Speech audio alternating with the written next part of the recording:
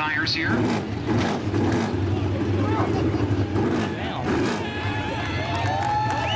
As he is moving around in that car, ladies and gentlemen, the driver is okay.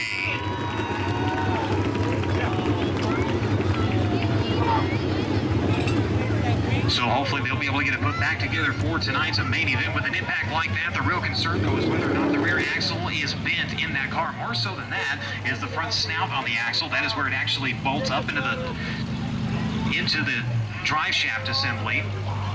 As this is a closed red flag in this heat race for the crews that are trying to make their way out. Again, this is a closed red flag. So again, the biggest concern on the front of that rear where it goes up into the torque tube is whether or not that is bent. If that is the case, the car will not square at all, and it will not drive right. So they will have a lot of measuring to do. Sprint cars all about straight lines when it comes to the suspension, as a side to side on the rear end, and also front to back from the front of the motor plate to the center of the rear axle has to be just about perfect.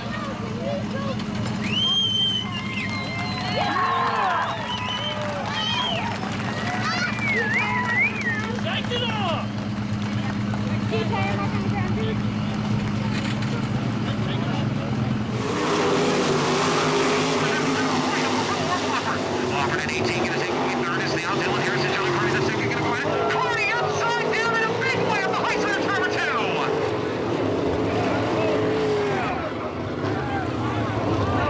2. John Carney, the second, wheel hopping over Dylan Harrison. He got air off the high side of turn number 2.